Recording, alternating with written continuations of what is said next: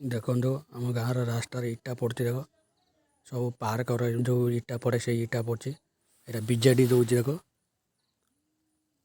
ଆମ ଗାଁରେ ନୂଆ ଫାଷ୍ଟ ହେଲା ଏଇ ଇଟା ପଡ଼ୁଛି। ଦେଖ ଆଗରେ ବାଲି ପଡ଼ି ତା ଉପରେ ଇଟାଟା ପଡ଼ୁଛି। ଦେଖ ରାତିର କାମ ହେଉଛି। ଦେଖ ଦୁଇ ଜଣ ଲୋକ ଆଉ ଆସିନାହାନ୍ତି, ଆଉ 2 ଜଣ ଲୋକ ଆସିନାହାନ୍ତି। ଏଇ ଇଟା ବାଲା ସାଙ୍ଗରେ ଆସିବେ। ଏଇ 2ଟା ଲୋକ, ଏଇ ଛୁଆଟା ବହୁତ ଖଟିଛି, ଏଇ ଇଟା ଆଣିକି ଦେଉଛି ସବୁ। ଦେଖନ୍ତୁ ଆମ ଗାଁର ବଡ଼ ଗାଡ଼ି ସବୁ ବନ୍ଦ ଅଛି, ଟ୍ରାକ୍ଟର ଆଉ ଟେମ୍ପୁ ସବୁ ବନ୍ଦ ଅଛି।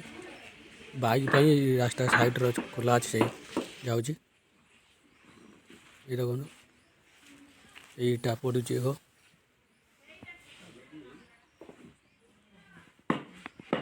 ଆମ ଗାଁର ଫାଷ୍ଟ ଏଇଟା ଲାଷ୍ଟ ଗାଁ ହେବ ଆଉ। ଦେଖ ଆମର ଏଇ ମନ୍ଦିର ପାଖରେ ଇଟା ପଡ଼ୁଛି। ଦେଖ ଏଠି ନାଲ ଇଟା କମ୍ ପଡ଼ିଥିଲା, ଏଇଠି ନାଲ ହଳଦିଆ ସବୁ ପଡ଼ିବ ଆଉ। ଦେଖନ୍ତୁ ଏଇଟା ପଡ଼ୁଛି। ଦେଖ ରାତିରେ ଯେଉଁ କାମ ଦେଖ ଏଇଟା କହୁଛନ୍ତି ନା ନାଲ ଇଟା। ଦେଖ ସାଇଡ଼୍ରେ ଦେଖ ଡିଜାଇନ୍ କରାହେଉଛି। ଦେଖ ସେ ନାଳ ଇଟା ପଡ଼ୁଛି, ହଳଦିଆ ଇଟା ସାଇଡ଼୍ର କହୁଛନ୍ତି ନା ଲୋକ ଆସିବା କଥା। ଦେଖ ଲୋକ ଆସିଗଲା, 2 ଜଣ ଲୋକ ଆସିଲେ, 4 ଜଣ ଏଇ ପୁରା ନଗେଇରେ ପୁରା ଆମ ଲାଷ୍ଟ ଗାଁ ଲାଷ୍ଟ ଯାଏଁ ନଗେଇ। ଦେଖ ଏ ରାତିରେ ଏଇଟା ବନା ହେଉଛି। ଦେଖ ଆମର ମହାଦେବ ମନ୍ଦିର ପତ୍ର। ଦେଖନ୍ତୁ ଏଇ ଇଟା ଆଣି ସାଇଡ଼୍ରେ ରଖାଯାଇଥିଲା।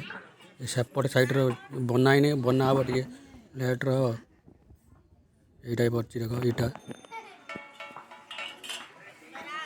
ବାଲି ପୁରା ଦିଆହେଇଛି, ତା ଉପରେ ପାଣି ଢଳା ହେଇଛି, ପୁରା ପଡ଼ିଛି। ପୁରା ବାଲି ନଦେଲେ, ପାଣି ନଦେଲେ ହେବନି, କାମ ହେବନି, ଠିକ୍ ହେବନି।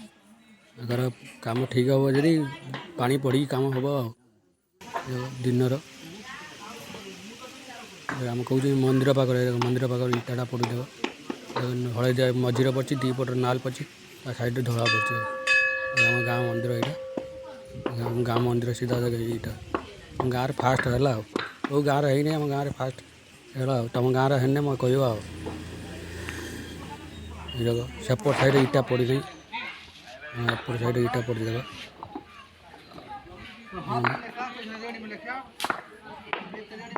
ଆମ କଣ୍ଟ୍ରାକ୍ଟର ହେଲା ମାନ, ସେଇ ଆଣିକି ଆମ ଗାଁରେ କରିଛି।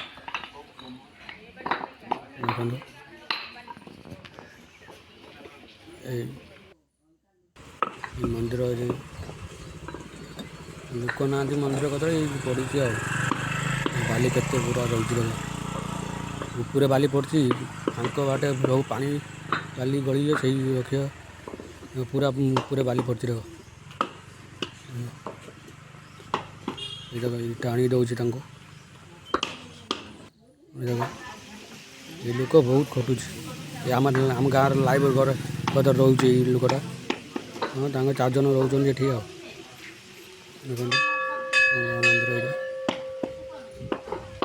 ଦେଖନ୍ତୁ ଆଉ ଏ ଭିଡ଼ିଓକୁ ଲାଇକ୍ ଦେବ, ସେୟାର କରିବ, କମେଣ୍ଟ କରିବ। ଆର ଭିଡ଼ିଓରେ ରହୁଛି।